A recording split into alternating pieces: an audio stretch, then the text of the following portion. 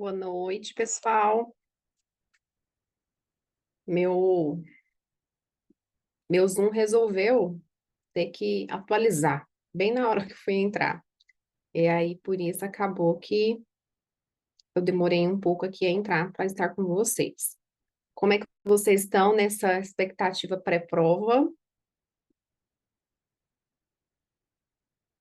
Tá? Vocês estão muito ansiosos? Quero realmente, assim, com todo o meu coração, dizer para vocês não ficarem ansiosos, porque isso pode atrapalhar vocês, que vocês mantenham foco nas revisões que a gente passou para vocês. Façam as suas orações, sua meditação todos os dias para você tentar manter a calma, né? Teve aluno que já veio conversar comigo que, como se diz, o mundo resolveu desabar essa semana e é assim mesmo, gente. Tentar ao máximo lidar com essas situações, deixa para você resolver todos os problemas que forem possíveis, joga para a semana que vem e manter o foco essa semana, tá? Vamos lá, porque tem ainda conteúdo. Hoje, acredito que a gente vai acabar mesmo em torno de umas 10 horas. Eu fiquei muito feliz com o resumo eficiente que eu produzi a partir, né, dessa parte. Só deixar uma observação que a gente vai falar de uma forma mais aprofundada, porque pensando que é para FGV e FGV cobra taxonomia. Mas depois, no futuro, você vai usar esses resumos para estudar para outro concurso, basta a resolução do COFEN. Agora, um concurso de alto nível, realmente você precisa aprofundar mais nesses temas, tá? Inclusive, é uma das reorganizações que eu e Débora estamos conversando e discutindo, é justamente diminuir, assim, diminuir o que que é para alto nível, separar o que que é para alto nível, o que que não é, para vocês ficarem mais orientados quanto a isso. Pessoal, primeiro, antes da gente fazer alguns exercícios, não sei quem lembra que ano passado a gente chegou a conversar sobre o processo de enfermagem, resolução 736 de 2024. Chegamos a. Só que na época a gente não tinha começado com essa ideia dos resumos eficientes, a gente discutiu e fizemos alguns exercícios. Eu vou passar então aqui por cima, porque a gente já teve uma oficina de estudo dirigido totalmente para a resolução 736, assim que saiu ano passado, mas aí agora só para a gente focar aqui no resumo, coisas importantes para a prova, tá? Então depois eu vou disponibilizar junto com a aula, provavelmente amanhã, até amanhã à tarde, tanto a parte 3 de saúde da mulher, quanto essa aula de hoje já vai estar na Nutro. Lembrando que a parte 3 de saúde da mulher, que a Débora trabalhou hoje à tarde, foi sobre câncer de mama e colo de útero, que é um tema também muito importante para a FGV.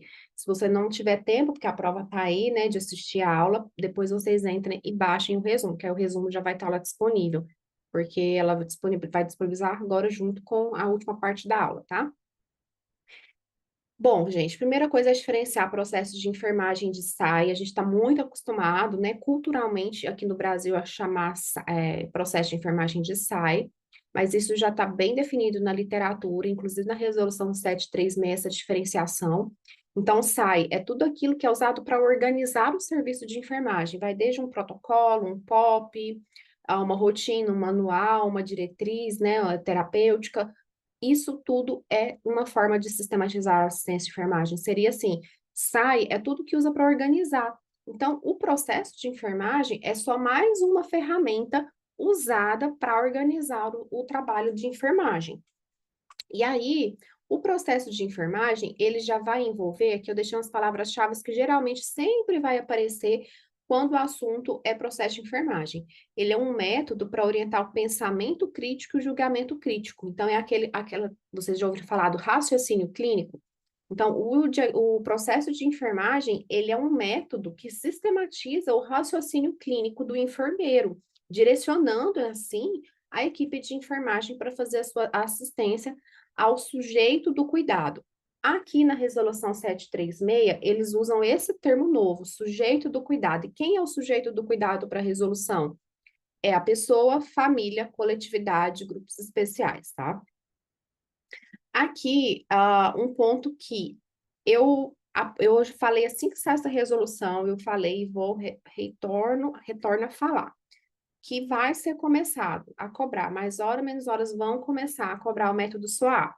Porque o método SWAP, ele não é destrinchado na resolução 736. Na resolução 736, vai citar o SWAP só lá nos considerandos, no início da resolução.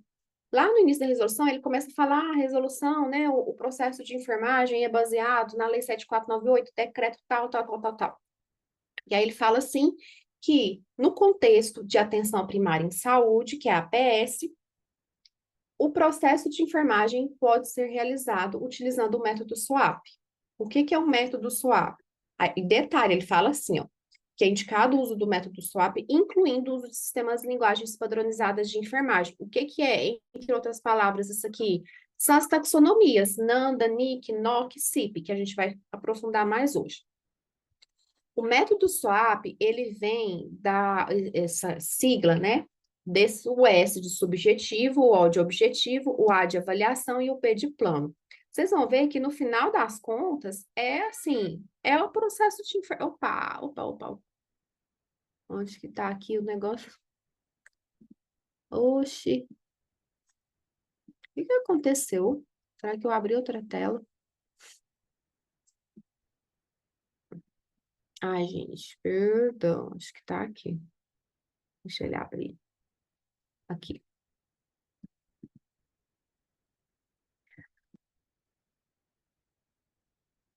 Então, o método SWAP, ele nada mais é, só que é uma forma lógica para você orientar a sua consulta de enfermagem na APS. E dentro do método SWAP, para cada etapa do SWAP, ele se correlaciona com alguma etapa do processo de enfermagem. Então, o S, que é a parte do subjetivo. O S, que corresponde ao subjetivo, ele é a anamnese.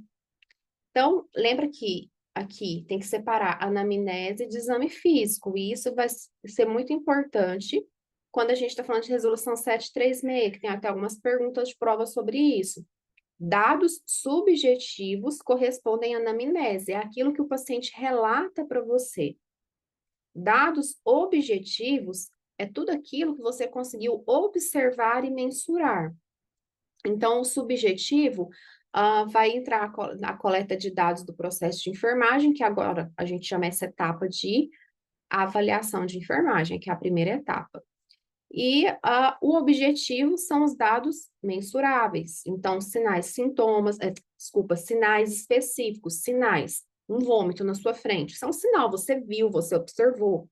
Uma pele com icterícia, você viu, é visível. Você conseguiu ver que ele está com o abdômen globoso, sinal de piparote positivo, lá do exame físico, é um sinal, você testou aquilo.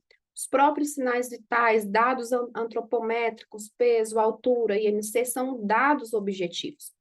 Tudo isso entra nesse O do SOAP, tá? E aí aqui é tudo do exame físico em si, e não só do exame físico, mas, por exemplo, instrumentos, você vai lá e aplica, por exemplo, uma escala de coma de Glasgow, é um instrumento, mas ele é objetivo, ele é mensurável, ele te dá uma nota, ele te dá um score.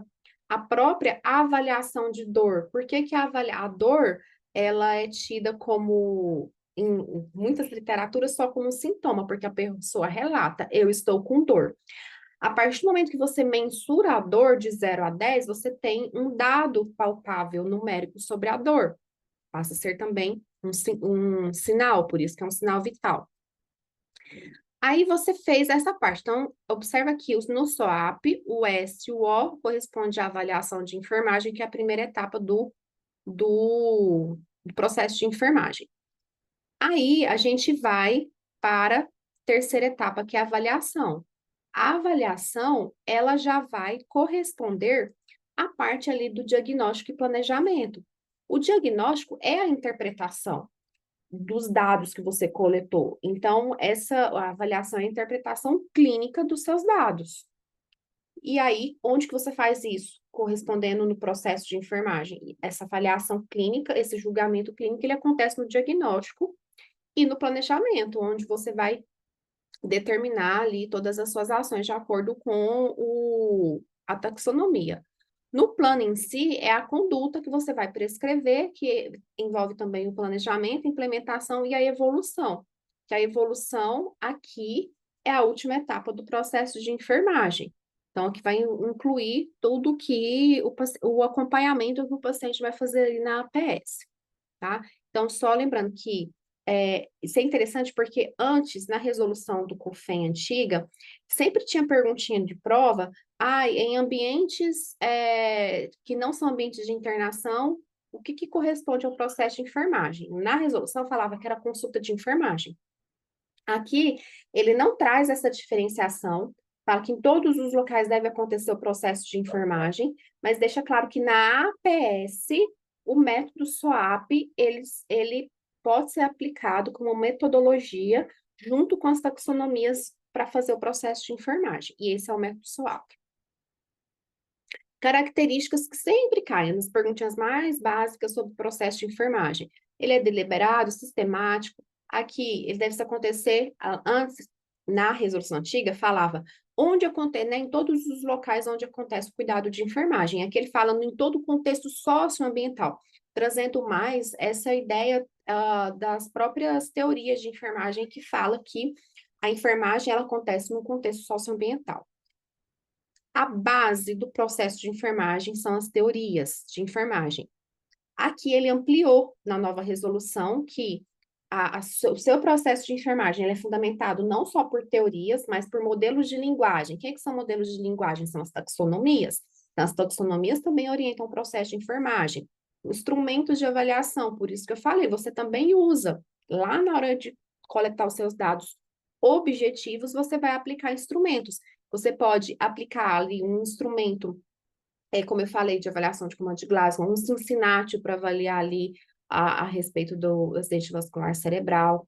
N escalas, Braden, Max, enfim, muitas escalas.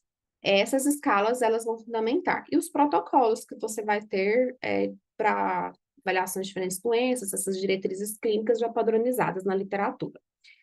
Aqui, né, é o que mais cai hoje. Ano passado, o que mais caiu foi sobre isso, em todos os tipos de prova. Inclusive, vocês vão ver que a lista tem muitas questões que não são do FGV, por quê? Porque eu quis pegar questões de 2024. E aí depois eu peguei as questões de taxonomia, que são basicamente só a FGV que cobra. Por que eu quis pegar a questão de 2024? Por causa da resolução.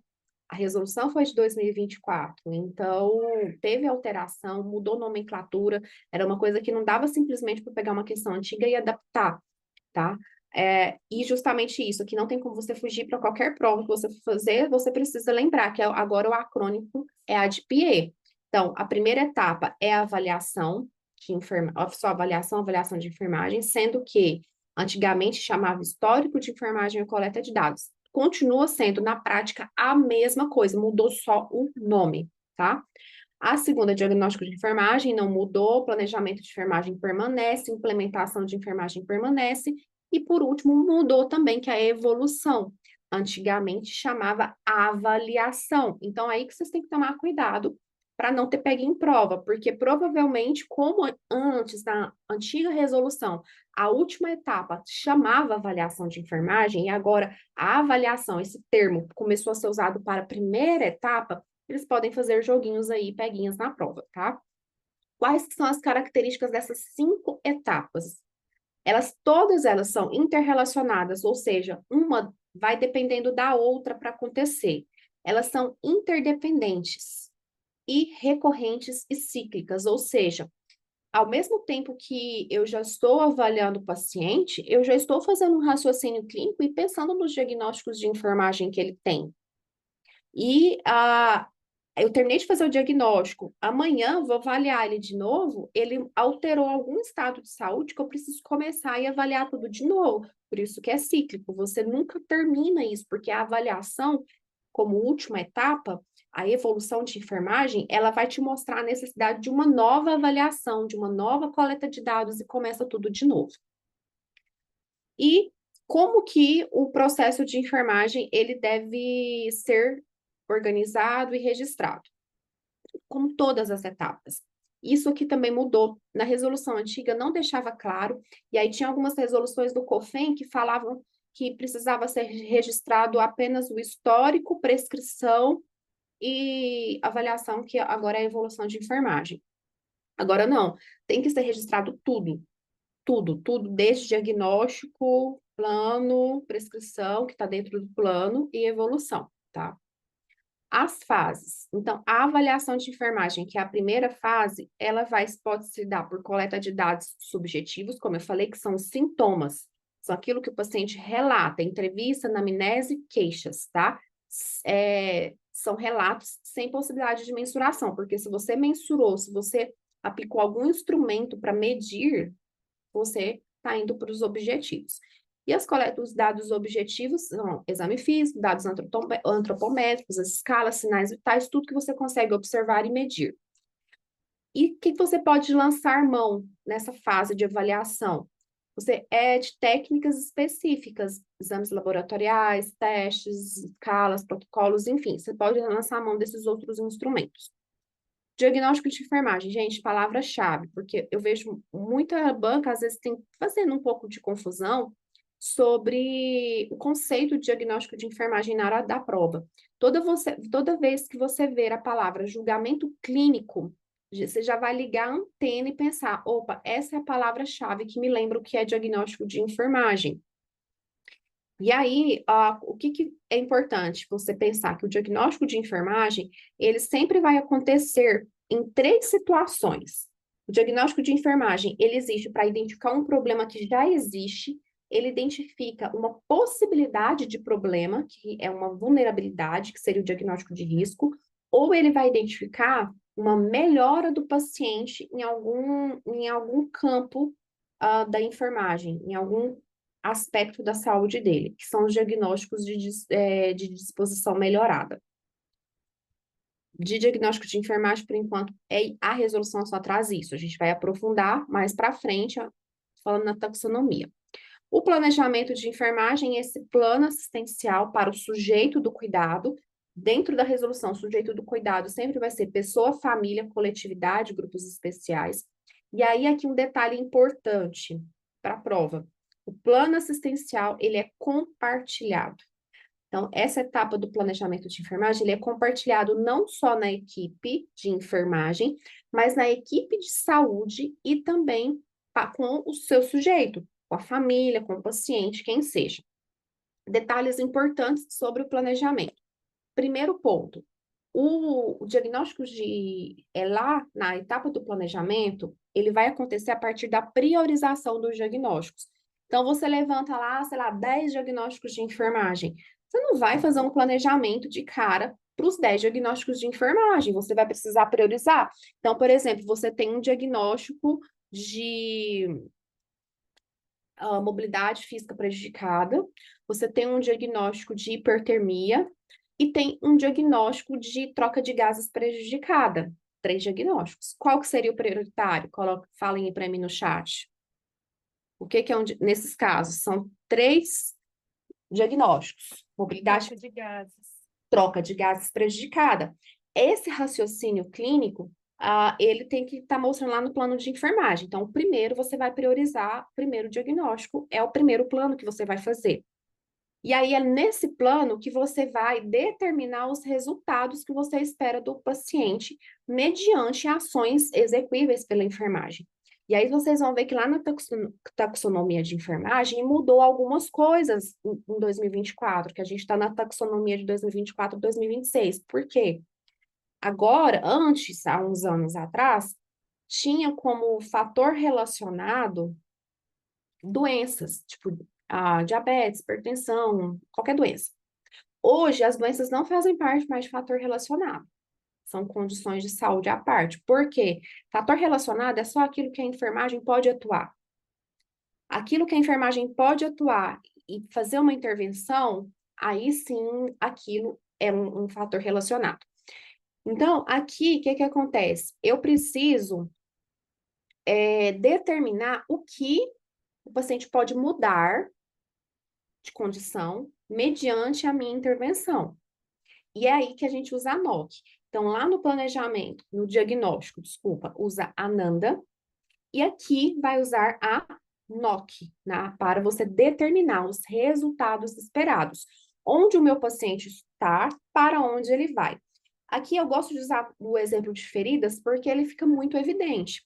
Você pode, no início, você avalia um indicador. O indicador, vamos, bordas. Bordas, bordas maceradas e você quer que ele caminhe para uma borda não macerada e em contração. Bordas em contração. Então, ele vai caminhar.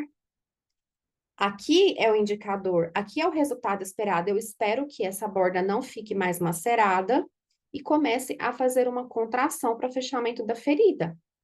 Isso é determinação de resultado, tá?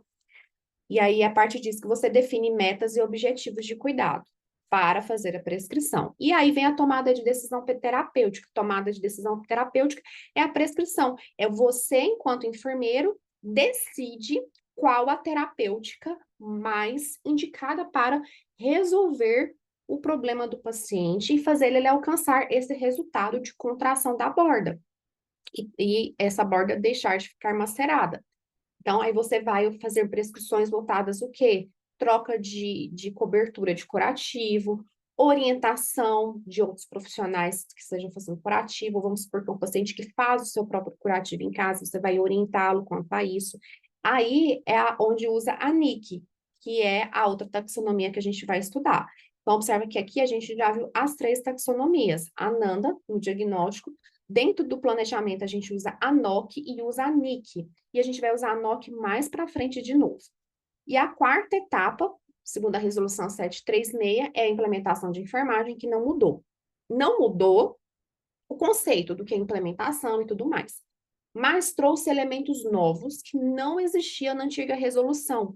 E esses elementos foram altamente cobrados nas provas do ano passado, de 2024, tá?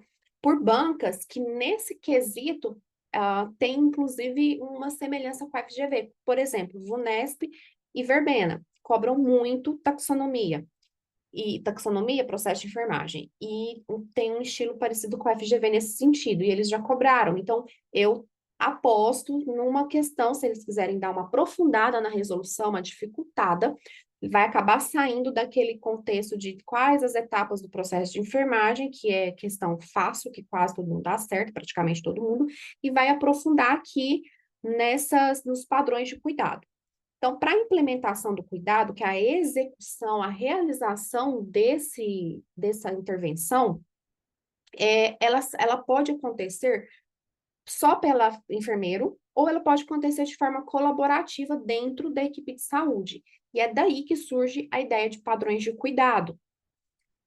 O padrão de cuidado de enfermagem, o nome diz, só o enfermeiro faz, né? Só o enfermeiro, a enfermagem faz. Então, o cuidado é prescrito pelo enfermeiro, realizado pelo técnico de enfermagem, está dentro do âmbito da enfermagem, esse padrão de cuidado. O padrão de cuidado interprofissional, o nome diz, é colaborativo com mais profissionais. O médico prescreve, você vai lá e executa, administra a medicação. Ou também, por exemplo, você prescreve, não é só o médico prescrever para outros, mas você prescreve aspiração. Aspiração endotraqueal não é privativo do enfermeiro. O fisioterapeuta faz, aí o fisioterapeuta vai lá e aspira. Você acaba sabendo que foi feito e tinha sido uma prescrição, então foi interprofissional. E os cuidados, o padrão de cuidado em programas de saúde diz respeito a protocolos assistenciais vindos lá do Ministério da Saúde. Então, quando você solicita um exame padronizado, quando você, por exemplo, lá, os exames do pré-natal, quando você solicita ali uma sorologia, um hemograma, uma urianálise, isso são cuidados em programas de saúde, é um tipo de padrão de cuidado de programa de saúde, porque ele está dentro de programas. Então, esses são os 3 tipos de cuidado e que foram bastante cobrados ano passado, nas provas, tá? E lembrar que é nessa fase que deve ocorrer a checagem da execução do cuidado prestado. E, por fim, a última etapa é a evolução de enfermagem, vai compreender os resultados de enfermagem alcançada. Então, mais uma vez, você vai olhar para a NOC, porque se lá no planejamento você colocou, a gente vai ver mais para frente, que a NOC usa uma escala tipo Likert. Lá você colocou, aqui o meu paciente está com uma nota 3, eu quero que ele evolua para 5. Então, é aqui que você vai ver na evolução se ele evoluiu de 3 para 5. Então, vamos supor que ele estava com uma quantidade intensa de secreção. A ferida estava intensamente secretiva. Você quer que ele evolua em 3 dias para moderadamente secretiva. Ele evoluiu, ele está secretivo, mas ele evoluiu de intenso para moderado. E isso está mostrando na evolução de enfermagem e usa NOC, tá? E é essa etapa que permite a revisão de todo o processo de enfermagem como um todo. Aqui, só voltando aqui uma questão que eu lembrei de falar para vocês, é que é importante que quando a gente vem na avaliação de enfermagem, que é a primeira fase, a avaliação de enfermagem é a base para o diagnóstico de enfermagem, tá? E o diagnóstico de enfermagem, ele é a base para o planejamento de enfermagem. Lembrar que tem essas relações de interdependência, tem algumas questões que às vezes cobram isso. Atividades. O que é privativo e o que não é privativo do enfermeiro? Também gostam de questões sobre isso. Diagnóstico de enfermagem continua sendo privativo do enfermeiro, diagnóstico e prescrição. Supervisão e orientação do processo de enfermagem. É interessante que aqui na resolução ele não deixa claro, com todas as palavras, que o técnico de enfermagem participa de todas as etapas, como falava antes. Ele não fala isso. Mas também ele não fala, nem deixa de falar e nem fala. O que ele fala é exatamente isso na resolução. O enfermeiro é privativo dele o diagnóstico e a prescrição e a supervisão do processo de enfermagem. O técnico vai fazer anotações de enfermagem e implementação de prescrição, só. É isso. Mas está implícito nas entrelinhas que ele participa do processo de enfermagem, menos no diagnóstico e na prescrição, porque o enfermeiro tem essa função de orientar quanto ao processo de enfermagem. Quanto à documentação do processo de enfermagem, pode ser documentado em prontuário físico ou eletrônico. Como eu falei, o enfermeiro tem que registrar todas as etapas. E o que todos os outros têm que fazer? O enfermeiro registra todas as etapas. Além disso, o enfermeiro, junto com os outros membros da equipe, tem que fazer as anotações, checagem e documentar em outros registros da enfermagem. Então, vamos supor que tem um livro, o que for de registro que não é necessariamente o prontuário, mas que é importante para a continuidade do cuidado. E todos os profissionais devem buscar capacitação para fazer o processo de enfermagem. É esperado que o tema processo de enfermagem esteja em todos os níveis de educação permanente, na formação mesmo, na grade curricular da formação do técnico e do enfermeiro. E aqui achei interessante porque está lá na disposição final, né? E já teve perguntinha ano passado justamente sobre esse último item aqui, que é sobre esse termo translação do conhecimento, que é um termo da moda no meio acadêmico. Então, por isso que eu acho também que pode, às vezes, começar a aparecer, porque sempre que a gente vê no meio acadêmico, e como eu trabalho no hospital escola, a gente sempre está ali ouvindo, né, os burburinhos do que está acontecendo no meio acadêmico. Então, no meio acadêmico, tem se falado muito de translação do conhecimento, que é pegar o que acontece na pesquisa e trazer isso para a prática, não ficar só no campo teórico da pesquisa, para que aquela pesquisa realmente faça a diferença e tenha impacto ali na ponta mesmo do serviço. E aí, o enfermeiro lá da assistência, você lá no hospital, no EBSER, você tem o dever de contribuir para que as pesquisas da área de processos de enfermagem sejam incorporadas nas políticas institucionais, ou seja, que cada instituição possa incorporar o que tem de novo, o que está surgindo de novo, o que foi descoberto, o que está mudando no processo de enfermagem. Todas essas mudanças precisam vir para a política da instituição, para que a política da instituição traga para a prática. Isso é a translação do conhecimento. Gente, de resolução 736 é isso. Como eu falei, eu dei uma pincelada mais geral, porque a gente já tinha conversado sobre isso. E aí agora eu vou me ater mais na taxonomia mesmo. E aí aqui, mais uma vez, eu reitero para quem entrou depois, 736 serve para você para qualquer concurso, mas taxonomias de enfermagem especificamente depende muito da banca. E FGV é uma banca que cobra muito, cobra mais do que Sebrasp, inclusive, que Sebrasp também é alto nível, mas cobra menos. Então, assim, depende da banca. Vunesp cobra muito, Verbena cobra muito, tá? Só para vocês terem essa malícia ao estudar. Usar depois futuramente esses resumos. Bom, o que é taxonomia? Gente, todo mundo vai lembrar lá do ensino médio, de algum momento da sua vida, vocês lembram dos nomes, né, dos animais, dos nomes científicos? Então, vamos lembrar o Homo sapiens. O Homo sapiens é um nome científico dado para o humano. Isso é uma taxonomia, é uma classificação. Então, quando você pega uma bactéria, um vírus, vamos lá, Bordetella pertussis. Esse nome é uma taxonomia, uma padronização que vai chamar Bordetella pertussis aqui ou lá na China, no Japão, na Tailândia, onde for. Porque é uma taxonomia, uma padronização mundial para dar nome aos animais. Então, a ideia de taxonomia, ela vem da ideia de padronizar nomes. E aí é onde vem a ideia de taxonomias na saúde, na enfermagem, que é padronizar os termos utilizados na saúde. E aí a gente tem alguns exemplos de taxonomias utilizadas na saúde, como um todo. O mais conhecido é o CID. Quem nunca sabe o que é o CID? É uma padronização. Então, as doenças são padronizadas. Os critérios de diagnóstico, o nome e o número para aquela doença. Não tem o número do CID? Aqui ou em qualquer lugar do mundo vai ser o mesmo, porque é um padrão mundial, sistema colocado lá pela Organização Mundial de Saúde.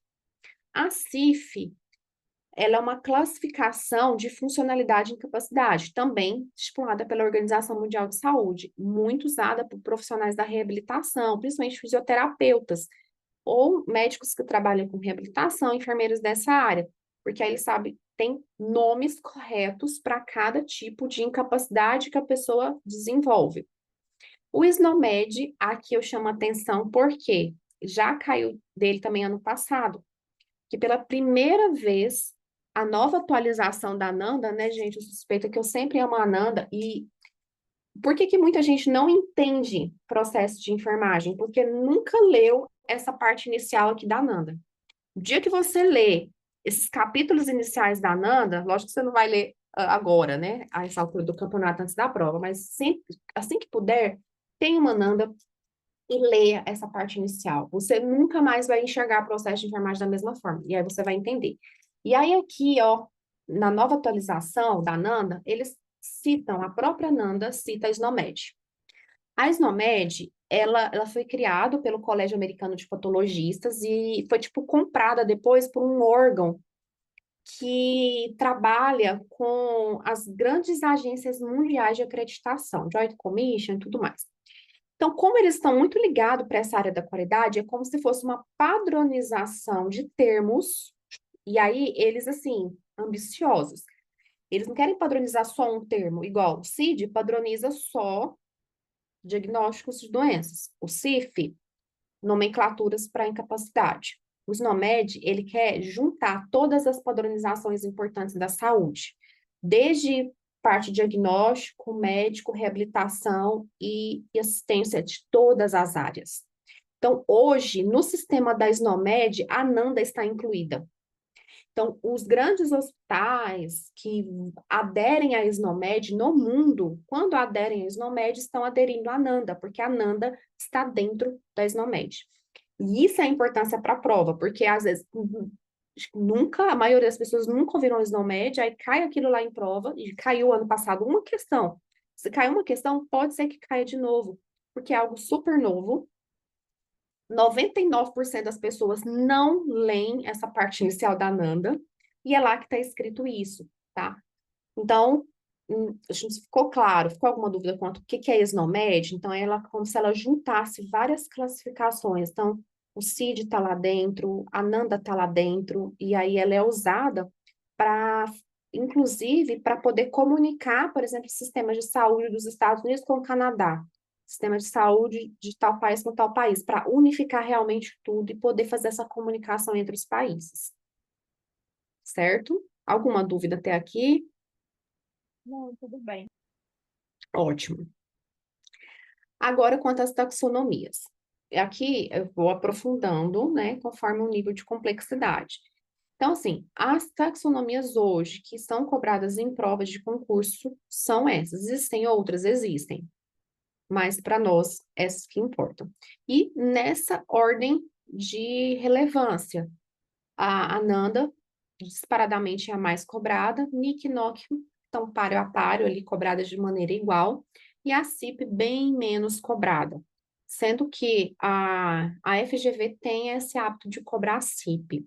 E aí, deixa só até por curiosidade, alguém aqui nunca ouviu falar na CIP? Não precisa ter vergonha não, gente. É super comum quando eu dou aula disso, ter alunos falarem que nunca tinham ouvido falar da CIP. Eu E ouvi falar da CIP fazendo questões de prova, porque até então eu nunca tinha visto, assim, não tinha na utilizado faculdade nem a gente nada. não aprende. Na faculdade é raro, raro ter alguma faculdade que ensina CIP. Tem assim, tem as faculdades no Brasil, algumas universidades federais, que são polos da CIP, polos de implantação na CIP do Brasil. Aí, obviamente, ele tem algum professor que é pesquisador e acaba levando aquilo para graduação e ensinando. Mas, de maneira geral, as universidades brasileiras ensinam Nanda, NIC, NOC e não ensinam CIP. Mas as provas têm já cobrado. Então, a gente tem que se ater aqui do que é importante para a prova. Lógico que você não vai sair fazendo diagnóstico CIP. Eu mesma, eu já tentei montar diagnósticos com CIP, eu acho muito complicado, até que eu consigo, mas assim, meu raciocínio ainda não consegue levar. Eu acho bem mais fácil usar a Nanda Nick Knock. Mas é assim, as provas não cobram você montar diagnóstico de CIP, cobra conceito. Então, é isso que a gente vai aprender. Ananda. Ananda, então, é essa padronização dos termos de diagnósticos de enfermagem. Gente, é como se fosse o nosso CID, o CID de problemas de enfermagem. A gente não tem o CID lá das doenças que o médico usa. Ananda é o nosso CID. Inclusive, cada diagnóstico de enfermagem tem uma numeração. A gente, porque não usa, mas hospitais que implantam o diagnóstico de enfermagem e implanta as taxonomias certinho, eu conheci até hoje só um hospital que implanta assim certinho. Foi quando eu fiz o estágio do doutorado no HU, não é porque lá em São Paulo, às vezes quem é de São Paulo sabe. O Hospital das Clínicas é uma coisa, o Hospital Universitário da USP é outra coisa. São dois hospitais universitários diferentes que a USP tem.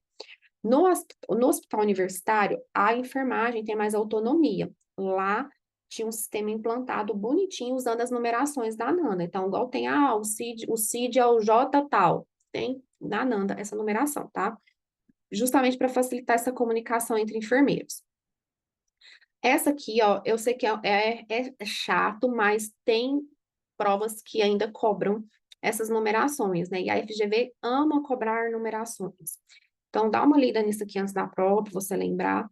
Em si, o número de diagnósticos, eles não são de cobrar. Vou até tirar aqui esse negrito, mas eles gostam de cobrar a quantidade de domínios, classes e eixos. Os eixos eu vou mostrar mais lá para frente, e destrinchar eles, porque é mais importante, tá? Então, são 13 domínios, 47 classes. Dentro de cada domínio, existem várias classes. Então, por exemplo, você vai ter um domínio de conforto. Aí, dentro do domínio de conforto, você vai ter várias atividades, a higiene, a mudança de ambiente, né, temperatura no ambiente, tal, essas coisas. Então, que seriam as classes, tá? E os eixos são os temas. O que que a gente pode encontrar dentro de um diagnóstico? São os eixos. Laís, Oi, tem como só você dar um zoom na tela, porque só um pouquinho tá muito pequena ali, tá. por O pessoal está favor. perguntando aí se tem PDF da aula. Tem, vai ficar lá na Nutro junto com a gravação da aula. Lembrando que para você baixar PDF na Nutro, você precisa ir lá em arquivos, tá? Na aba arquivos que aparece logo abaixo do vídeo. Melhorou, Brenda? Ah, ficou ótimo, obrigada.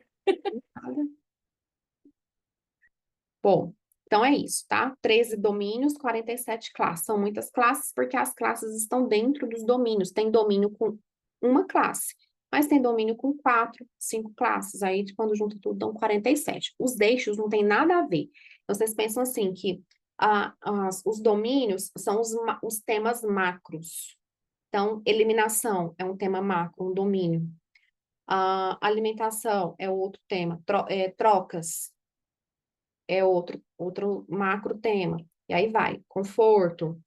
E aí dentro vem esses subtemas. Os subtemas são as classes. E os eixos não tem nada a ver com essa classificação. O eixo é só como se fossem componentes que podem existir num diagnóstico de enfermagem. Aqui eu estou dando um panorama geral, tá? Mas assim, tá exatamente na ordem de cobrança de prova. Primeiro, as coisas que eles mais cobram é o que está nessa tabela. Aí depois se vão aprofundando, é o que está mais para baixo. A NIC vai descrever as intervenções de enfermagem. Ela também é dividida em domínios parecidos, só que são bem menos domínios, quase a metade. São 7 domínios, 30 classes e 565 intervenções de enfermagem.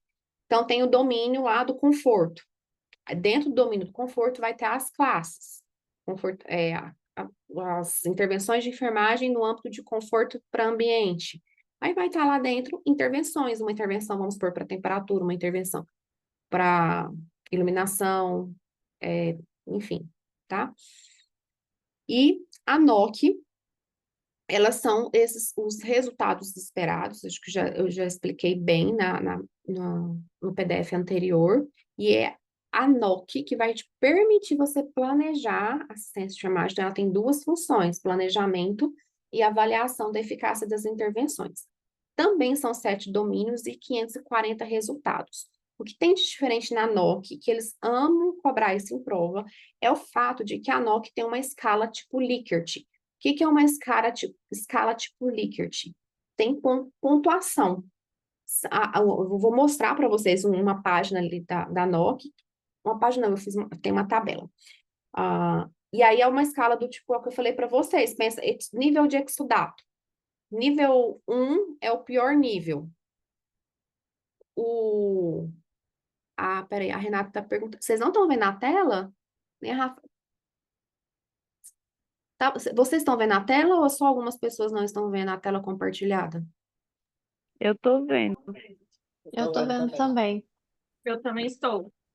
Ah, tá, obrigada. Meninas, a Rafaela e a Renata disseram que não estão vendo. Tenta sair e entrar de novo, porque como a maioria está vendo, pode ser algo específico com vocês. Eu não sei se é isso, né? Mas aconteceu comigo também. Mas é porque eu tava no tablet ou no celular, aí realmente não aparece, parece só o seu vídeo, se for esse Pode ser caso. isso. Pode ser isso. Obrigada. Alana, né? Isso. Obrigada. Então, pode ser isso. Tentem trocar o dispositivo. Ou no próprio Zoom embaixo, ele dá umas opções, tipo, de várias telinhas. Aí, às vezes, você trocando essas opções, você consegue ver a tela compartilhada, tá? Bom, então a NOC, é importante você saber que tem essa escala. Ela vai de 0 a 4, porque quando começa a contar no zero. Aí, quando você conta 0, 1, 2, 3, 4. Então, a pontuação termina no 4, mas são 5 pontos, porque começa no zero. Tá? Isso é a escala tipo Likert, é só uma escala numérica de 0 a 4, que vai do menos para o mais, e aí você vai avaliar a melhora do paciente, porque ele evolui nessa escala. E na escala tipo, da NOC, geralmente, quanto menor a pontuação, pior está o paciente. E quanto maior a pontuação, ele está melhor, tá? E a CIP também é um sistema padronizado, mas a principal diferença que aqui para vocês entenderem da CIP, é porque olha só, a gente tem uma taxonomia, né? Um livro de taxonomia para Nanda, um livro de taxonomia separado para NIC, um livro de taxonomia separado para NOC. Então, são 3 taxonomias para dar conta do que a enfermagem precisa. A CIP, o que ela fez? Ela criou uma forma de você conseguir fazer diagnóstico, avaliação de resultados esperados e intervenção numa só taxonomia. Então, a CIP, ela junta tudo em um só lugar. Esse é o diferencial da CIP, por isso ela tem sido divulgada, porque ela acaba, teoricamente, facilitando o trabalho do enfermeiro e das pesquisas de enfermagem, justamente porque elas reúnem tudo num só lugar. Você não precisa ter 3 coisas separadas. E aí, a CIP, ela tem 7 domínios e 7 eixos. Então, também faz que é 7 e 7. Aí, né? Aí você falou assim, na dúvida aqui, ó, tirando a Ananda, na dúvida coloca 7. São 7, todos estão 7 domínios. O único que tem mais domínios são a Ananda. E a CIP foi criada pelo Conselho Internacional de Enfermeiros. Isso aqui é o que eu falei para vocês, que está tudo dentro dela. Agora vamos aprofundando cada um deles. Gente, é pouca coisa daqui, tá? Igual eu falei para vocês, acho que hoje até às 10 a gente finaliza. Só saúde da mulher, que era um monstro de conteúdo. Então, a Ananda, né? O que é um diagnóstico de enfermagem? Mais uma vez, o conceito, que eu sempre falo para vocês, gente, toda vez que vai estudar, você tem que estudar conceito. Normalmente, conceito é uma das coisas mais cobradas em qualquer questão de prova. E entra a palavra-chave, julgamento clínico, que vai fornecer a base para as intervenções de enfermagem. É um julgamento clínico sobre o quê? Sobre a resposta que a pessoa dá. Olha só, para vocês entenderem por que traz esse termo, resposta da pessoa, né, às condições de saúde, processo de vida, suscetibilidade. É aquela coisa, tem uma pessoa que pode ser lá picada pelo Aedes aegypti. Ela não vai desenvolver dengue clínica, vai desenvolver uma dengue subclínica. Nem vai ficar sabendo que teve dengue. Essa foi a resposta que ela deu. A outra pessoa vai ter uma dengue hemorrágica e quase morre. Foi uma resposta diferente. Uma pessoa, a mãe falece. Ela é super amiga, super próxima da mãe, a mãe falece. Ela entra em depressão severa. Uma outra pessoa, super amiga da mãe também, super próxima da mãe, a mãe falece, ela enfrenta o luto. São respostas diferentes. É isso que ele está dizendo, que é o julgamento, a diagnóstico de enfermeira é o julgamento que eu faço sobre a resposta que a pessoa dá à situação que ela está vivendo de saúde. O que eles são os eixos? Lembra que aqui para cima eu falei, tem eixo. A Nanda tem 8 eixos. A CIP tem 7 eixos. Vocês podem ver que NIC e NOC não tem eixo. Só o que diz respeito à taxonomia para diagnóstico tem mais eixo. A CIP tem eixo para tudo. O eixo, como eu falei, a CIP é tudo em um só. Então, a CIP tem eixo, o eixo engloba tudo.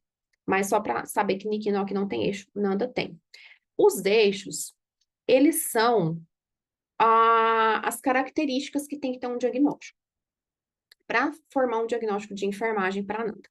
O primeiro eixo a gente chama de foco primário. Aí tem o foco primário e pode ter o foco secundário. O foco secundário é o contexto que acontece. Basicamente, todos têm o foco primário, nem todos têm o secundário. Então, eu trouxe alguns tipos de foco. O foco de determinado diagnóstico pode ser adaptação. A gente tem focos que estão no enfrentamento. A gente tem outros focos que estão na autoeficácia. Outros estão no débito cardíaco, eliminação. Sabe, é como se fosse aquela palavra-chave que aparece no título do diagnóstico. Gente, essa palavra-chave que aparece no título do diagnóstico diz respeito ao foco primário. Quer dizer, o próprio nome diz, foco primário, né? Qual que é o principal do diagnóstico. Aqui um exemplo, eu trouxe todos os exemplos aqui dessa tabela, eu trouxe para o diagnóstico de enfermagem de hipertermia, tá? Então, para o diagnóstico de hipertermia, o foco primário dele é a função termorregulatória. O foco dele é a temperatura, a capacidade da pessoa regular a sua temperatura. Esse é o foco primário. Sujeito do cuidado é o segundo eixo. Para a Nanda e também para a resolução 736 de 2024 do COFEN, o sujeito do cuidado no processo de enfermagem no diagnóstico ou vai ser um indivíduo, ou vai ser a família, ou vai ser a coletividade. No caso da hipertermia, né, você não tem como você ter uma hipertermia coletiva. A hipertermia, ela vai ser ali do indivíduo, tá? Julgamento é a opinião clínica relacionada ao foco. Tá.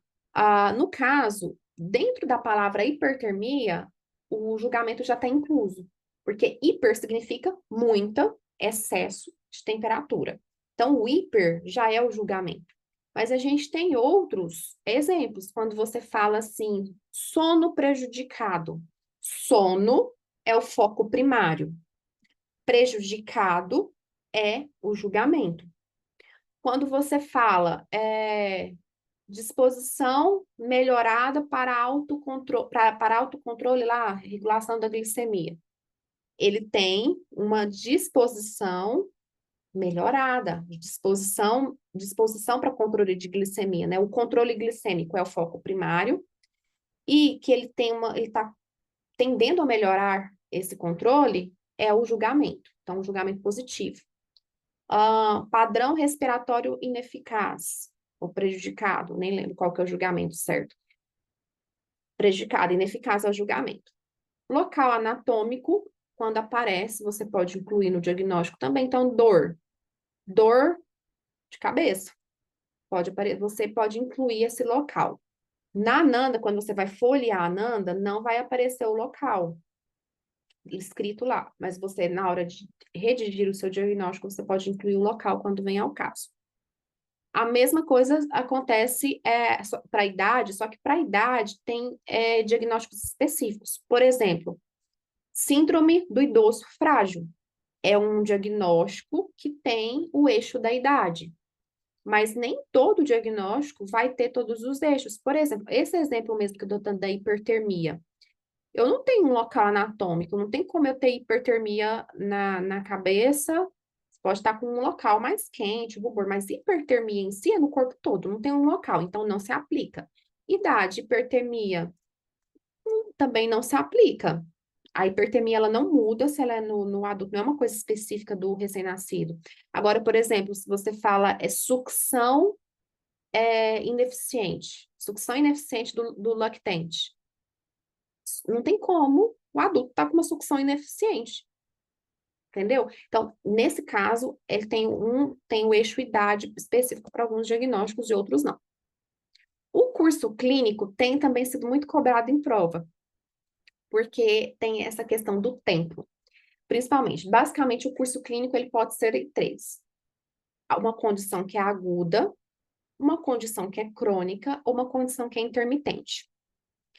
No caso da hipertermia, ela não tem hipertermia aguda e crônica, mas tem uma febre intermitente. Aquela febre que ela fica indo e voltando é uma febre intermitente. Então, nesse caso, a gente pode até usar que tem o curso clínico da hipertermia, que ela é intermitente. Agudo aqui, gente, é menor que 3 meses e crônico maior que 3 meses. Não esqueçam disso. Então, quando eu falo dor aguda, aqui para Ananda, dor aguda é uma dor a menos de 3 meses. Para Ananda, eu tô falando para Ananda, porque existem outras referências na literatura que é diferente. Para Ananda, dor crônica é maior que 3 meses. Tá? Então, se você falar que é uma diarreia, por exemplo, crônica, é uma diarreia a mais de 3 meses. Fadiga crônica é uma fadiga a mais de 3 meses. E a categoria do diagnóstico, que também gostam de cobrar quando querem aprofundar no tema, que são categoria do diagnóstico, é como se fossem os tipos de diagnóstico que existem. Existe o diagnóstico com foco no problema, que é o caso desse que a gente está vendo aqui de exemplo, que é a hipertermia. O problema já aconteceu, já está instalado. Então, dor é um diagnóstico de foco no problema. Agora, a gente tem potencial para melhorar, são os diagnósticos bons, eu falo, né? Os diagnósticos bons, porque os outros são ruins. O diagnóstico bom é aquele diagnóstico que mostra que o paciente está progredindo. Então, a disposição melhorada para amamentação, tá? E o terceiro tipo de diagnóstico é o diagnóstico com potencial de deterioração. Ou seja, a pessoa ainda não está com o problema, mas está com um potencial importante de instalar o problema. risco de infecção, risco de integridade da pele prejudicada, risco de integridade celular prejudicada, risco de automutilação. Então, tem todos esses diagnósticos de risco que eles são de potencial de deterioração. E aí, aqui a gente tem um conjunto de diagnósticos de foco no problema. Quando você junta vários diagnósticos de foco no problema numa só condição, a gente chama de diagnóstico de síndrome. A síndrome é de vários diagnósticos. Então, eu dei o exemplo que é a síndrome do idoso frágil. A síndrome do idoso frágil, ela tem vários diagnósticos juntos, presentes. Tem a mobilidade física prejudicada, risco de quedas, déficit no autocuidado, risco de integridade da pele prejudicada e mais uma lista enorme de diagnósticos. A ideia é você pensar isso. Síndrome, diagnóstico de síndrome é muitos diagnósticos. Então, tem, por exemplo, a síndrome da déficit do autocuidado, porque a gente não tem vários tipos de autocuidado, autocuidado para higiene íntima, para alimentação, para higiene corporal. Quando são todos os tipos de autocuidado que estão prejudicados, eu tenho uma síndrome de déficit do autocuidado, que são vários diagnósticos juntos. No caso da hipertermia, o foco é no problema.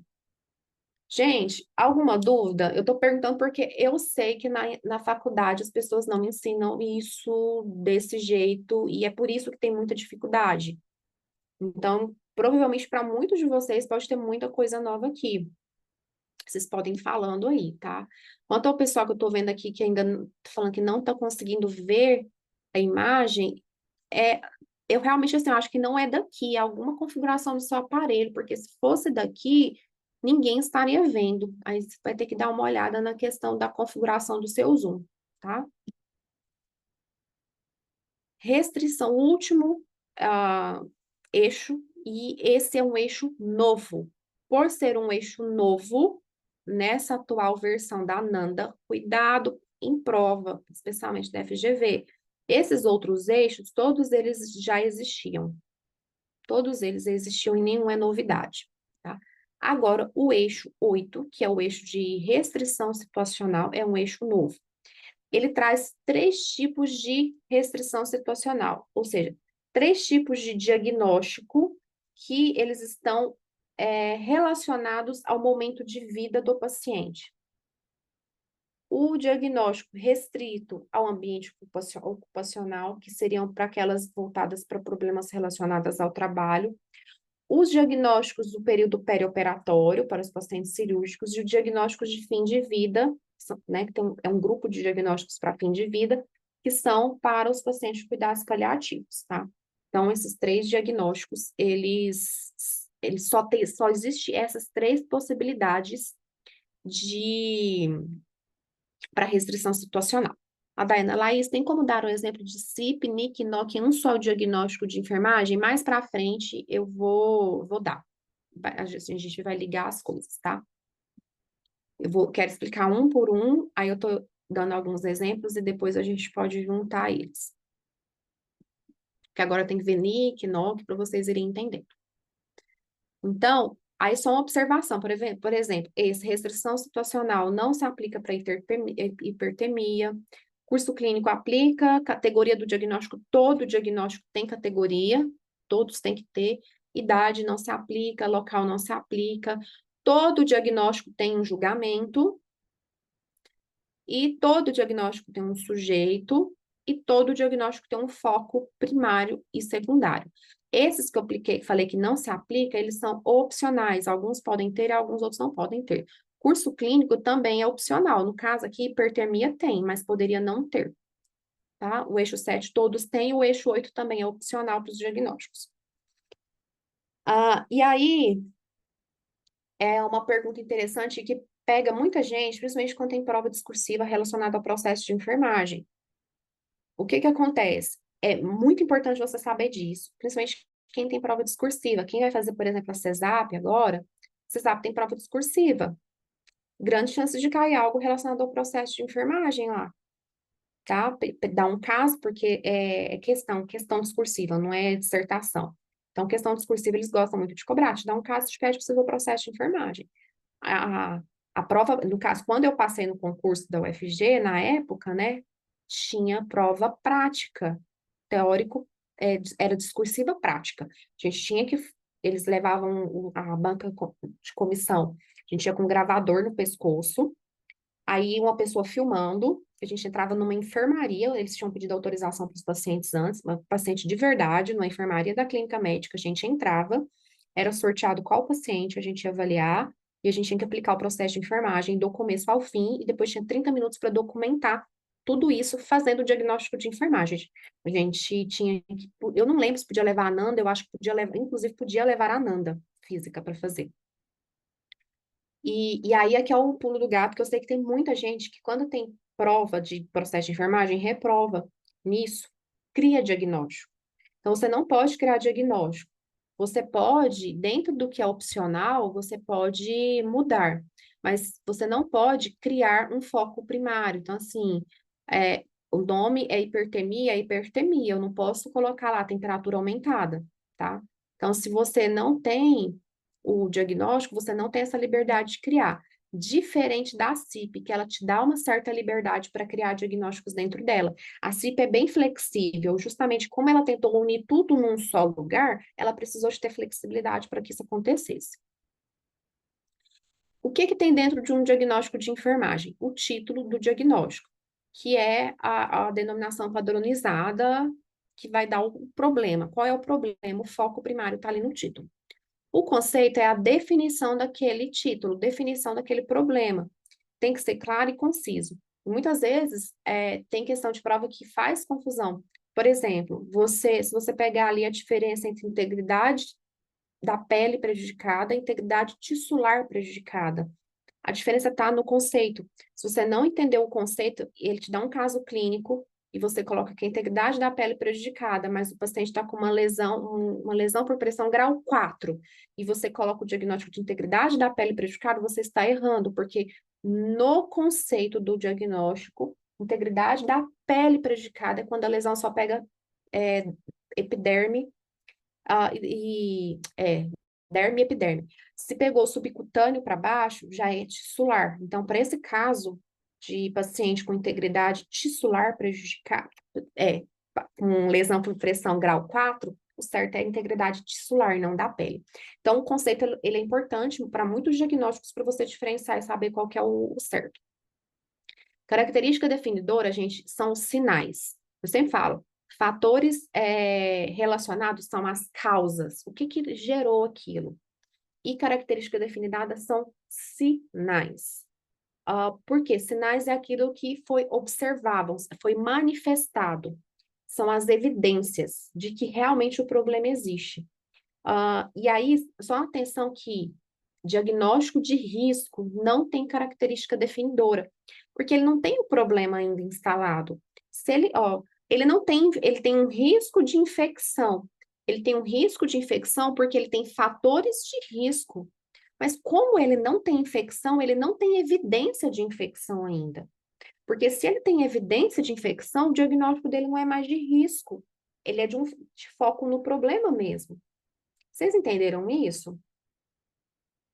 Que quando diagnóstico de risco não tem característica definidora porque não tem evidência do problema. O problema ainda não aconteceu.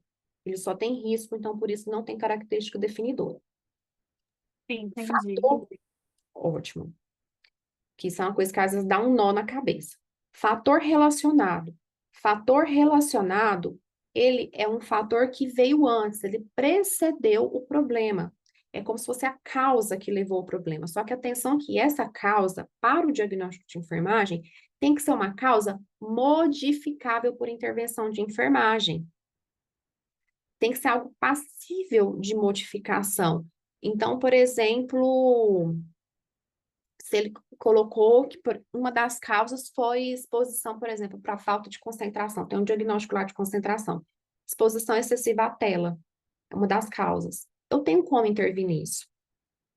Agora, se eu não posso falar que uma das causas, por exemplo, para controle de glicemia, é uma das causas, fatores relacionados à diabetes, porque eu não posso intervir na diabetes, a diabetes já está instalada. Mas uma das causas pode ser baixa autoeficácia no tratamento, não adesão. Eu posso agir na adesão, mas eu não posso agir na doença relativamente. Então, a ideia é essa, tá? Aí, gente, não existe fator relacionado no diagnóstico de risco. Porque lembra que eu falei, fator relacionado é causa. Se o problema não existe, não existe a causa do problema. Aí, quando for diagnóstico de risco, a gente troca o nome, chama fator de risco, que é o fator que antecede o paciente e que aumenta a suscetibilidade. Então, um fator de risco para infecção, por exemplo, é a realização de algum procedimento invasivo. Isso é um fator de risco, tá? Aí vem termos novos que estão desde a ANANDA anterior, de 2024, 25, 26, né? 23, 24, 22, 23 e 21, 22, 23. A ANANDA 2021, 22, 2023 já trouxe essa alteração e incluiu dois tópicos dentro do diagnóstico. Esses tópicos, eles não aparecem na hora que você constrói o diagnóstico, mas eles te ajudam no raciocínio clínico, que é a população de risco, que é grupos de pessoas que compartilham características do evento, e a população de risco, geralmente, você pode atuar em alguns fatores modificáveis dessas populações. Então, adolescentes, o que os adolescentes têm, às vezes, de características, por exemplo, que vão ter mais tendência à ansiedade e tal. Então, população de risco para determinado problema. E as condições associadas são condições não modificáveis. É o exemplo que eu dei do diabetes, tá? Geralmente são condições médicas, está muito relacionado a condições médicas e terapêuticas. Por exemplo, reações adversas de quimioterapia, radioterapia. Você não pode modificar a terapêutica. Então, não tem como atuar nisso, tá? Aqui eu trouxe alguns diagnósticos de enfermagem para a gente discutir por causa das questões que tem aí agora que a gente vai resolver. Então, por exemplo, o diagnóstico de risco de comportamento suicida. Gente, é risco. Se é risco, tem característica definidora, que é a evidência? Não, não vai ter. Ele só tem fator de risco, nesse caso. Que fator de risco para esse comportamento? Tudo que é risco para suicídio. Muitas vezes na prova você não vai saber. Então, eu até falei lá embaixo, eu deixei escrito, gente, é treino. É você resolver questão, fazer estudo reverso dos diagnósticos que são mais cobrados em provas, eu trouxe alguns aqui. E raciocínio clínico. Aqui, a prática ajuda. Não vou mentir para vocês, a prática, porque você sabe o que acontece, o que tem de fator relacionado, o que tem de característica definidora. Ah, não, um paciente em insuficiência cardíaca congestiva, ele vai fazer um edema, ou ele vai fazer ali, ele tem mais chances de, devido ao edema, por exemplo, ter uma risco de integridade da pele prejudicada por causa do edema, então é raciocínio clínico. E isso você constrói estudando, lendo, resolvendo caso, tá? Então, aqui, alguns fatores de risco para suicídio: abuso de substância, comportamento viciado, tem vício, letramento em saúde inadequado. Esse aqui, ó, é um fator de risco que está aparecendo em vários diagnósticos. Vários diagnósticos de risco têm esse fator de risco, letramento em saúde inadequado. Ou seja, a pessoa não consegue entender princípios básicos de autocuidado em saúde, tá? Ansiedade, desregulação emocional, solidão, padrão de sono eficaz, dificuldade de estabelecer interação social. Gente, é uma lista gigante, não dá para eu colocar aqui, não tem como você decorar. Então, como que eu faço, professora? É raciocínio clínico. Como que você desenvolve raciocínio clínico? Treinando. Questão, entendendo tudo isso que a gente conversou e depois treinando.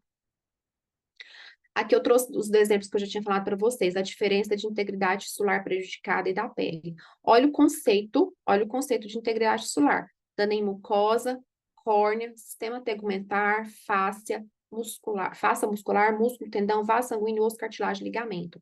Dentro das características definidoras principais, que são várias, tem exposição de tecido abaixo da epiderme. Aí aqui tem vários fatores relacionados. Fatores que vocês sabem. Olha só o diagnóstico de integridade da pele prejudicada. Dano à epiderme ou derme. Ponto. E aí tem algumas características diferenciadas, que são características mais a nível de pele. Por exemplo, aqui eu não tenho bolha. Eu não tenho. O abscesso já é uma característica de integridade tissular. Óbvio que se é só a pele que está prejudicada, eu não vou ter um abscesso. É esse raciocínio que eu estou falando para vocês. Agora, o hematoma eu posso ter na integridade da pele prejudicada, só tecido não viável, necrótico, tissular, tá? Aí aqui você vê prurido, já é só pele, descamação, pele ressecada, turgor.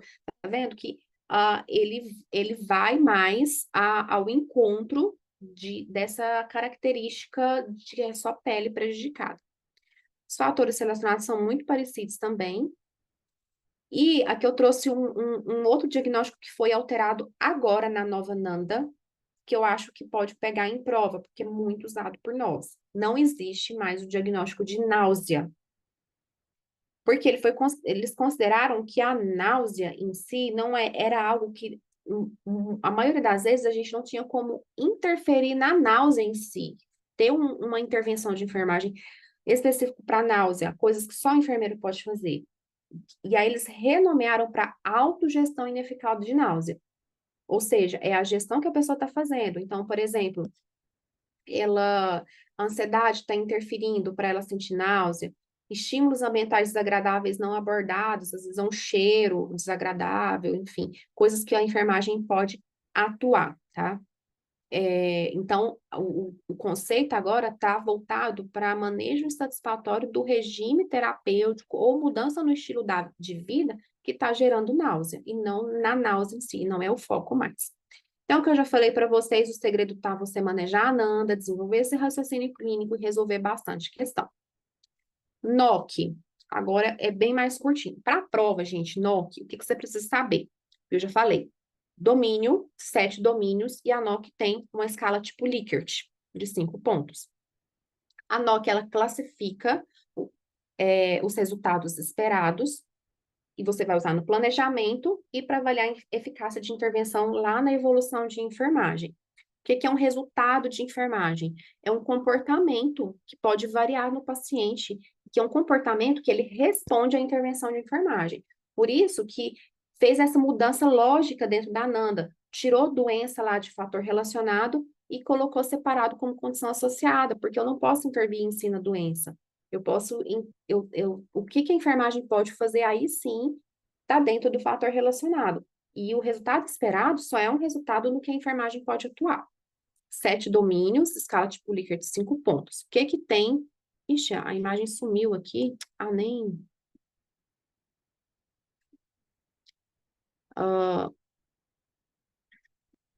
agora eu tenho que ver onde que eu tinha colocado essa imagem. Mas eu vou explicar para vocês, e aí na hora que eu baixar... eu baixei ele em PDF aqui. Deixa eu ver se eu vou abrindo aqui enquanto eu falo para vocês. Mas até eu achar aquilo que ele tá online. Mas o que eu vou passar para vocês vai ter mostrando. Mas assim, você tem o título, a definição, a lista de indicadores que vão te dar aquele resultado e a escala tipo Likert, tá? Aqui, ele falou o resultado esperado, é o que estava nessa figurinha aqui, ó, que sumiu, eu destrinchei aqui. O exemplo que a gente deu do diagnóstico, a Dayana falou, dá um exemplo relacionando, então eu já estou relacionando. O diagnóstico foi hipertermia. O resultado esperado é que esse paciente alcance termorregulação. Vai aparecer na NOC termorregulação. Esse é o meu resultado esperado. Para que meu paciente alcance termorregulação, eu tenho vários indicadores. Aí eu vou pontuar esses indicadores. O paciente tem arrepios quando está frio, são 5 pontos. Então, pontuação atual, 5. Ele tem arrepios quando sente frio. Pontuação esperada, 5. Por quê? Isso significa que o sistema de termorregulação dele está funcionando, então isso é bom. Ele sente tremores quando está frio, ele tá com poucos tremores. Eu espero que ele tenha mais, porque senão que ele está tendo essa termorregulação. Ele tem conforto térmico relatado, pontuação 3. Eu espero que ele evolua para 5. Frequência respiratória, ele tá taquipneico, né? Vamos supor, se ele agora não, porque se ele tivesse um 2, 3, ele poderia estar taquipneico. A frequência dele não está alterando com a febre, então que ele permaneça assim. E aí, eu vi uma vez uma questão dessa que, tipo, 90% das pessoas erraram. Que eles perguntaram qual que era o score para o resultado esperado. Gente, todos que perguntaram, o resultado esperado é isso aqui, termorregulação. Isso aqui são indicadores. É como se fossem passo a passo que ele precisa para alcançar o resultado. Como se isso fosse meta, a sua meta é alcançar a termorregulação e os seus objetivos que você vai atuar são nesses. O score é simplesmente você somar e dividir pela quantidade de indicadores. Então, aqui, ó, 1, 2, 3, eu tenho 4 indicadores. Vamos supor que aqui a pontuação atual, 5, 1, 6. 6 e 3, 9. 9 e 5, 14. Então, é 14 dividido por 4. Esse é o score de termorregulação atual dele. Aí, se você pega aqui 14 e divide por 4, dá 3,5. Significa que hoje ele está com o score de termorregulação de 3,5.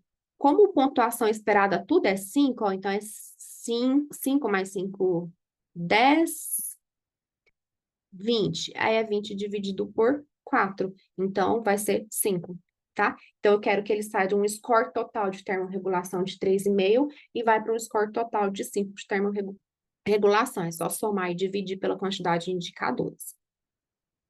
A NIC, ela vai descrever essas intervenções de enfermagem. O conceito de intervenção. O que é uma intervenção? É um tratamento baseado no seu julgamento clínico. Então, é um tratamento baseado no diagnóstico, porque lembra, o que é julgamento clínico? Diagnóstico. Então, é um tratamento baseado no diagnóstico para melhorar os resultados do sujeito do cuidado. Melhorar aqueles resultados que são esses da NOC. Por isso que eu mostrei a NOC antes, para vocês terem noção do que são resultados. Então, as atividades de intervenção, elas podem ser de 3 tipos. Ações, e tem muito a ver, agora vocês vão fazer a associação lá com a resolução 736, dos padrões de cuidado de enfermagem. Lembra que a gente falou? Os padrões de cuidado de enfermagem, padrões de cuidado interprofissional e padrão de cuidado que é dos protocolos. Então, as ações de enfermagem na NIC, são ações independentes que o enfermeiro executa por conta própria, e ele que prescreve, ele que faz, ele e a equipe. Ações dependentes, que depende de outro profissional de enfermagem prescrever para a enfermagem realizar. Aqui a gente está falando só da realização. E ações interdependentes, que são colaborativas. Por exemplo, o que eu dei dos fisioterapeutas, por exemplo, poderem aspirar, a gente pode ser eu que avalio que precisa aspirar, fisioterapeuta, às vezes, tem instituição que a rotina é o fisioterapeuta aspirar. Então, por exemplo, lá no HC, eu não sei como que está na clínica, né? Há uns anos atrás, quando era da clínica, de dia era o fisioterapeuta. Então, se eu enquanto enfermeira, observasse a necessidade, eu chamava o fisioterapeuta para aspirar, eu não aspirava. Lá só à noite, só, a enfermeira aspirava só à noite. Então, ele também vai ter um título, uma definição e um conjunto de atividades. Atenção com isso aqui. Deixa eu ver se... essa aqui não sumiu não, a figura. Vocês vão ver, olha só. A intervenção de enfermagem é melhora de autoestima. Para cada intervenção de enfermagem da NIC, você tem uma lista de atividades. As atividades são as prescrições que melhoram esse domínio da autoestima. Então, o que é a orientação da NIC? Para cada intervenção, você seleciona de 10 a 30 atividades. Então, se eu quero atuar na autoestima do paciente, eu vou vir nessa listinha de atividades, e olha que eu estou frisando isso, porque as questões induzem o candidato a confundir o que é intervenção de enfermagem e o que é atividade de enfermagem. Então, pensa que eu tenho um globo total que é a intervenção. A intervenção é melhorar a autoestima. Só que isso é vago. Como que eu vou melhorar a autoestima? O como são as atividades que estão dentro desse círculo que é a intervenção, que é essa lista. Entenderam? E aí, a NIC te recomenda escolher pelo menos 10. E aí, na prática, as atividades é que se tornam as suas prescrições de enfermagem. Então, por exemplo, no caso, orientar quanto, né, ou conscientizar, orientar quanto ao contato com os olhos durante a comunicação com outras pessoas, ah, monitorar as afirmações do paciente acerca da autoestima, isso é uma prescrição para você mesmo, auxiliar o paciente a identificar respostas positivas ou ensinar pacientes sobre autoafirmações de enfrentamento. Então, são essas intervenções, as prescrições, desculpa. Então, aqui eu expliquei em vermelho o que eu acabei de falar para vocês. Nesse exemplo em cima, a intervenção é melhora da autoestima e existem todas essas atividades. Por fim, a CIP. E aí aqui, que a Dani falou, por exemplo, no exemplo que eu dei de autorregulação de temperatura, lá, regulação de temperatura. A intervenção seria aqui, regulação de temperatura corporal, se eu não me engano, tem essa intervenção. Aí aqui vão vir várias, aí vai vir atividades que eu posso escolher para minha prescrição. Por exemplo, realizar compressas com água natural, monitorar temperatura corporal, tá? Aí essas são as atividades. E a intervenção vai ser regulação de temperatura corporal. A CIP. Se você usa Nandanik-Nock, você não vai usar a CIP. Ou você usa Nandanik-Nock, ou você usa a CIP, tá? Então, só para deixar isso claro.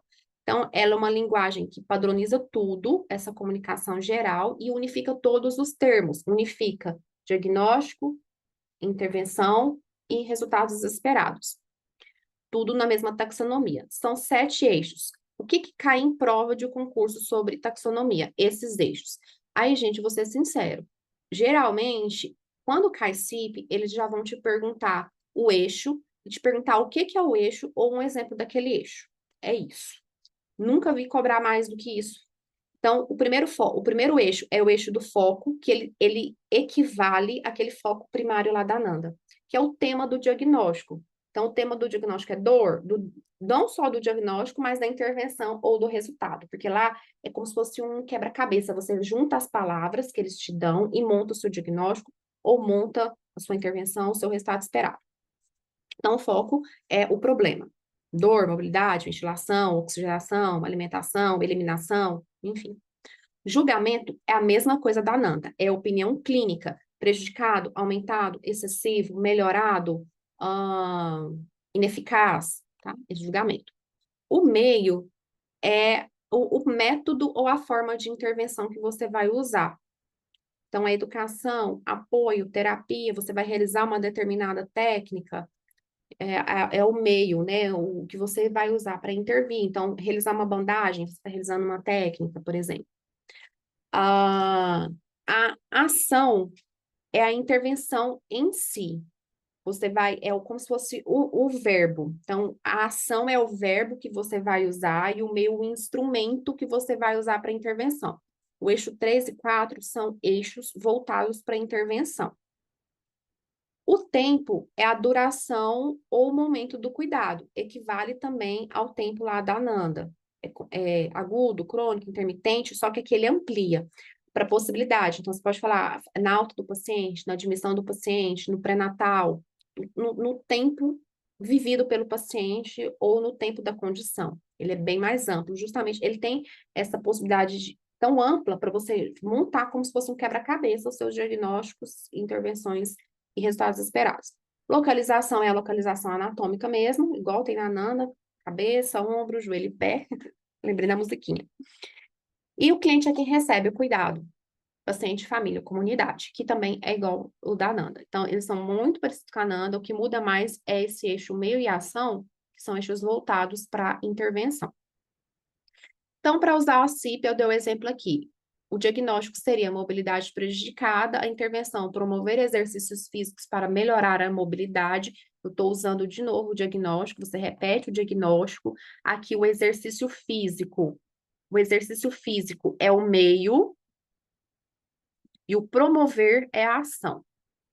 E o resultado é a mobilidade melhorada. Ela passa de prejudicada para melhorada. Então, aqui, eu estou usando o foco, o julgamento. Aqui eu uso a ação, o meio, estou falando dos eixos, tá? E aqui o foco. E aqui é o foco com o meu julgamento que eu quero melhorar. Gente, olha só, eu terminei 10 horas, eu achei que eu terminei um pouco antes pra gente resolver exercícios, mas alguns exercícios, tem exercícios que vocês estão com dúvida em si? Aí eu já parto para eles. Então, eu selecionei aqui 3 ou 4 exercícios mais importantes. Vou olhar aqui. Podem falar se tem algum exercício específico que vocês queiram resolver. Os mais fáceis eu vou deixar para lá, não sei se vocês me sinalizem que queiram. Alguém?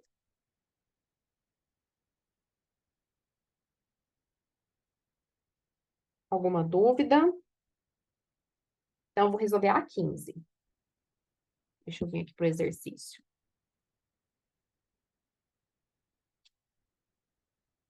Ai, tinha deixado aberto, mas o negócio saiu.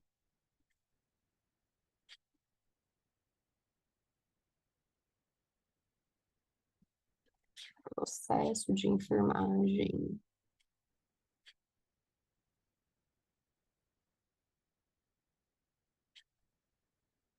Aqui. Ó, peguem aí a 15. A gente tá abrindo aqui. Gente, bancas, não já é outra dica, bancas de universidades federais também costumam cobrar mais, tá? Justamente porque são professores que fazem, né? Professores da universidade, aí eles acabam cobrando mais taxonomia, tá? Que é o caso dessa banca aqui, que é da Federal do... De onde? Nem sei de onde é isso. Santa Maria? 15.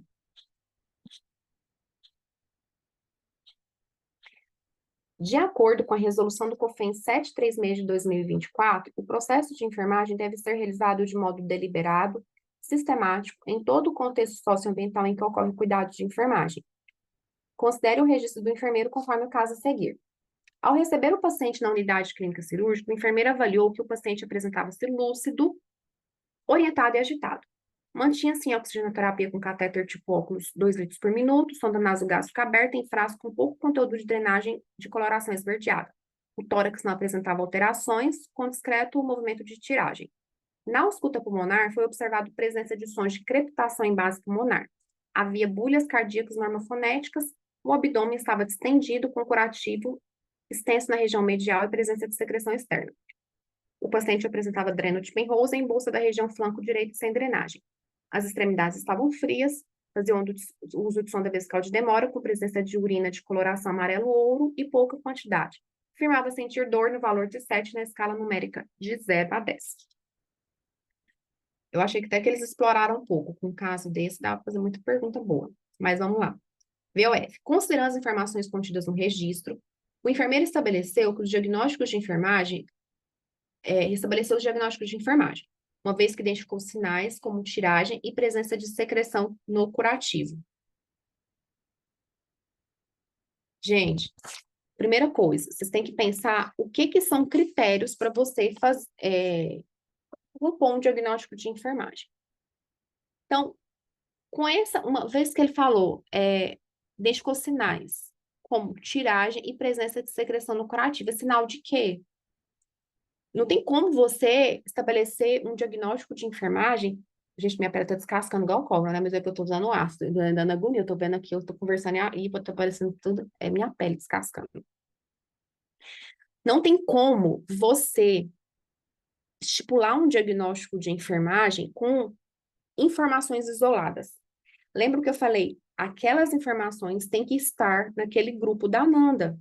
Então, no máximo, por exemplo, que aqui daria para estipular um diagnóstico de dor, porque ele queixou dor, e um dos diagnósticos para dor é justamente a mensuração. Ele falou que está no valor 7, isso aqui é uma característica definidora, e a gente pode ter aqui relacionado a questão da ferida, né, que ele tem, que pode estar causando dor na ferida, que são coisas que eu posso atuar.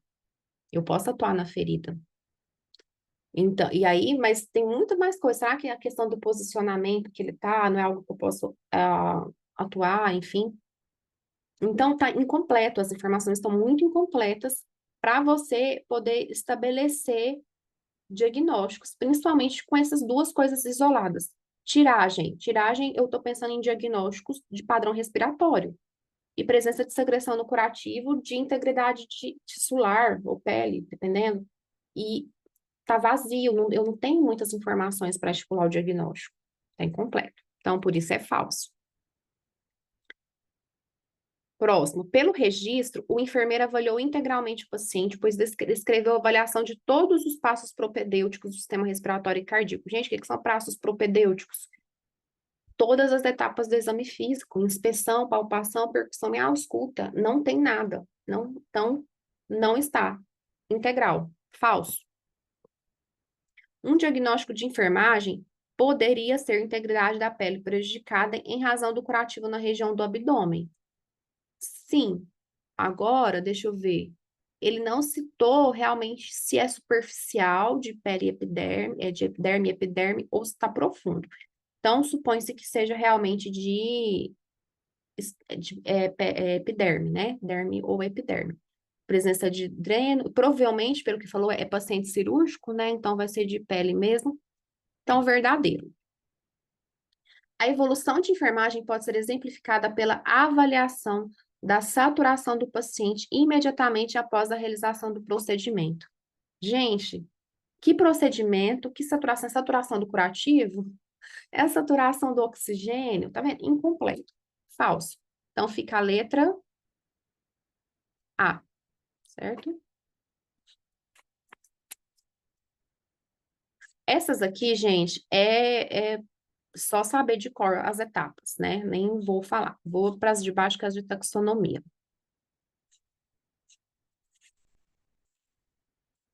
Depois dá 30, aqui tem mais de taxonomia. Ah, essa aqui é boa.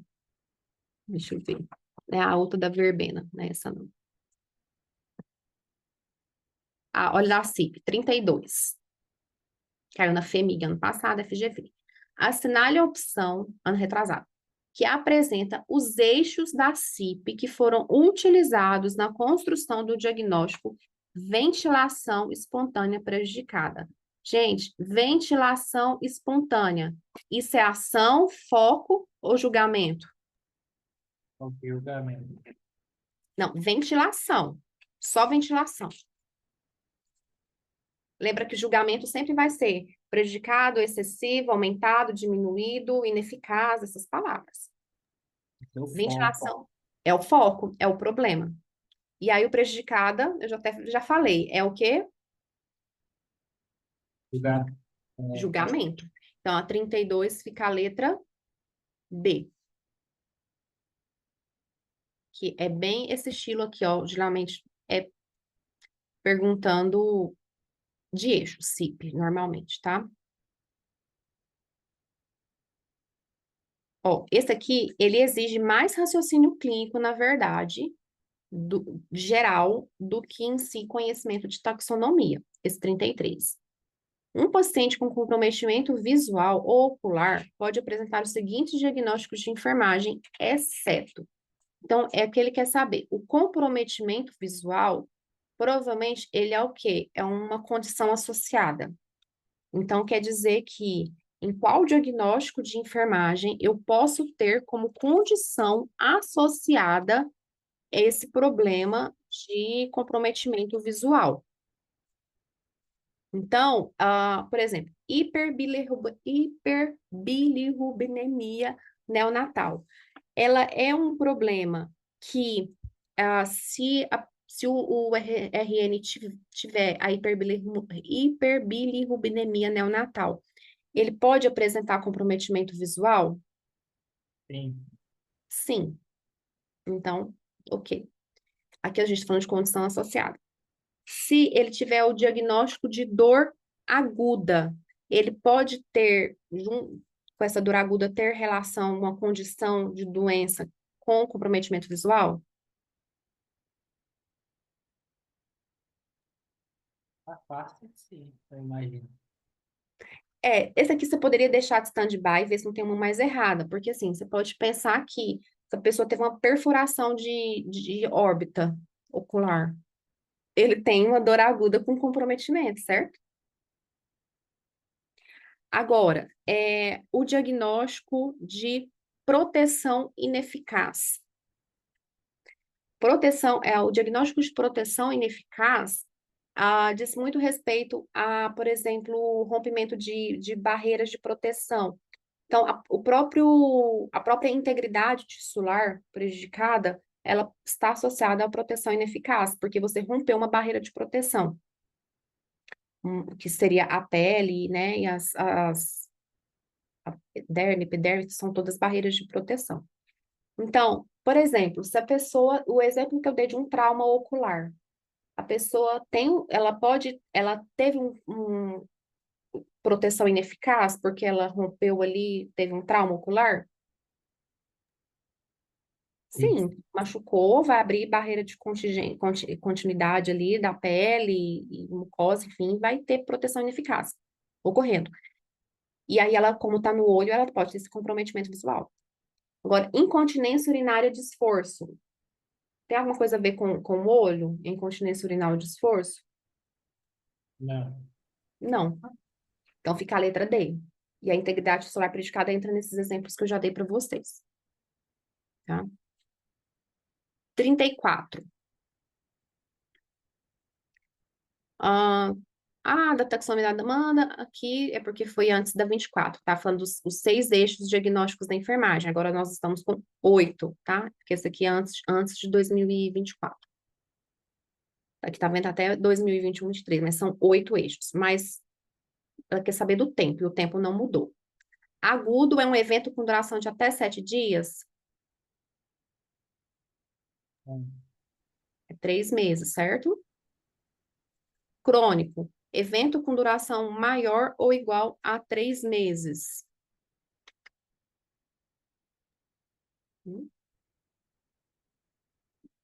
É verdadeiro. Intermitente, evento cíclico a cada 2 dias. O intermitente ele é um evento cíclico, ele não estabelece a periodicidade. Contínuo, ininterrupto há mais de 5 dias. O mesmo caso, ele é ininterrupto e não estabelece o tempo. O tempo foi eixo em extinção. Não é o caso.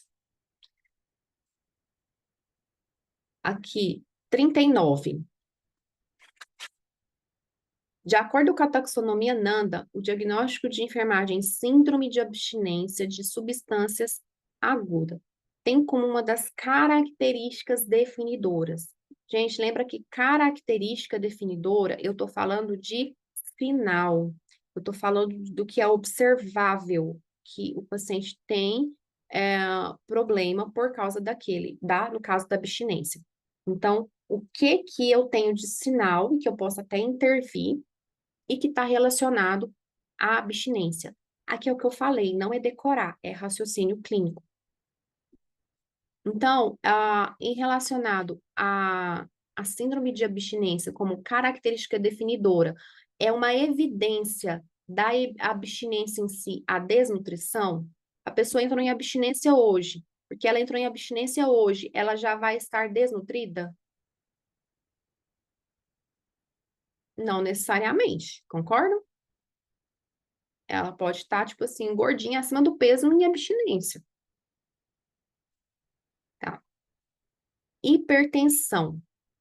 Gente, hipertensão, ela pode, tem o aumento da frequência cardíaca, aumento de parâmetros de sinais vitais, mas isso em si não evidencia a síndrome de abstinência aguda. Da mesma forma, aqui eu acredito também que ele quis trazer no sentido da doença. Toda vez que vocês verem doença, gente, doença física comórbida, doença nunca vai ser característica definidora. Ela é condição associada, que é o mesmo caso de transtorno mental comórbido. Agora, distúrbio no padrão do sono é algo observável, que eu posso intervir, que é um dos critérios que eu falei para vocês, e que eu sei que está relacionado à abstinência aguda. Então, a letra D. 40, outro da CIP. Na elaboração da intervenção de enfermagem aplicando a CIP, o enfermeiro pode utilizar elementos dos seguintes eixos, exceto um. Então, qual eixo que não aparece na intervenção? O meio você usa na intervenção? Tipo, igual eu falei, atividade física é o meio que você vai usar. Aparece, certo? Ação é o verbo, aparece. Fazer, orientar. Tempo. Quanto tempo de atividade física? 2 vezes, 3 vezes? Cliente, indivíduo, família, coletividade, vai aparecer na minha intervenção. Julgamento. O julgamento não aparece. O julgamento ele vai aparecer somente no diagnóstico e no resultado esperado. Aparece o julgamento. Tá? Gente, mais alguma questão que vocês queiram que resolva?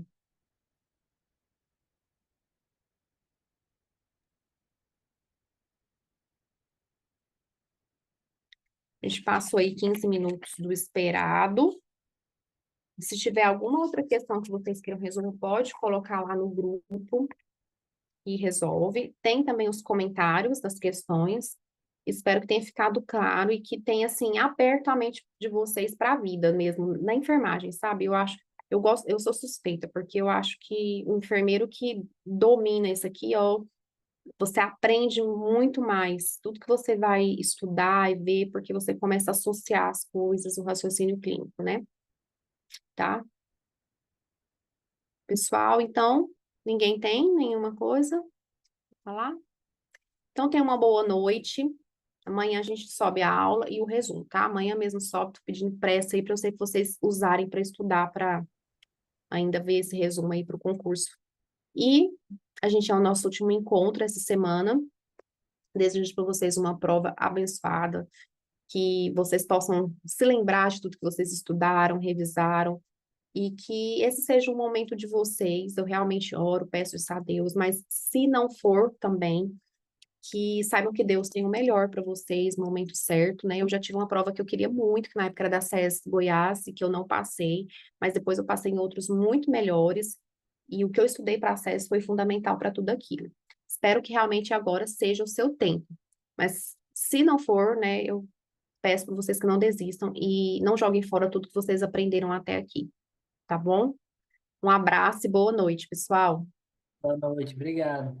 Nada.